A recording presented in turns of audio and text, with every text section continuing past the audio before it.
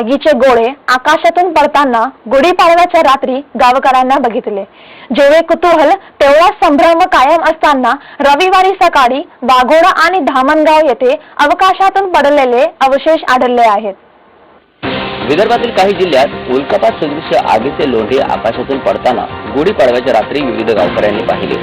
जेवढे कुतूहल तेवढाच संभ्रम नागरिकांमध्ये कायम असताना रविवारी सकाळी वाघेडा आणि धामणगाव येथे आकाशातून पडलेले यंत्र अवशेष आढळून आले। हे यंत्र पाहण्यास नागरिकांची तोबा गर्दी पाहायला मिळाली। यंत्राचे अवशेष समुद्रपूर आणि गिरड पोलिसांनी ताब्यामध्ये घेतले आहेत। गुढीपाडव्याच्या रात्री आकाशात दिसणारा प्रकार, त्यानंतर जमिनीवर पडलेले हे अवशेष हा नेमका काय प्रकार आहे याचा संभ्रम नागरिकांमध्ये निर्माण झाला।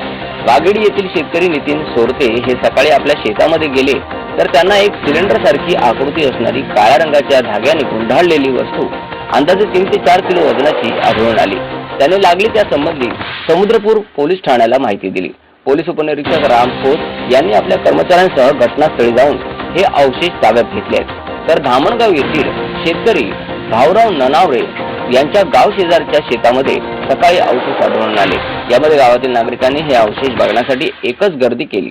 सदर घटनेची माहिती पत्रकार गजानन गारघाटे यांना मिळताच त्यांनी गिरड पोलीस ठाण्याचे ठाणेदार सुनील दहीभाते यांना कळवले। ठाणेदार सुनील दहीभाते यांनी आपल्या पोलीस कर्मचाऱ्यांसह घटनास्थळी जाऊन सदर अवशेष ताब्यामध्ये घेतले। मात्र अचानक घडलेल्या या प्रकारामुळे तालुक्यात विविध चर्चांना उधाण आले।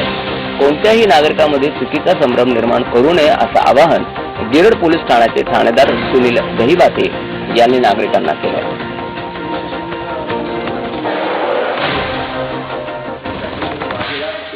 ज्यांची जमीन आहे त्यांनी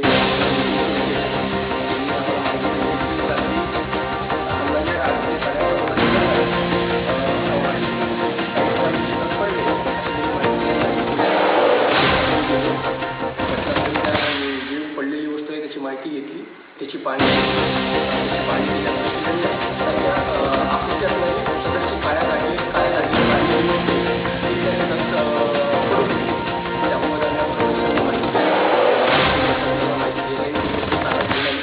समुद्रपूर येथे परत आलो। त्या वस्तूची खातरजमा करण्यासाठी पुढील योग्य ती कारवाई करण्यात येते।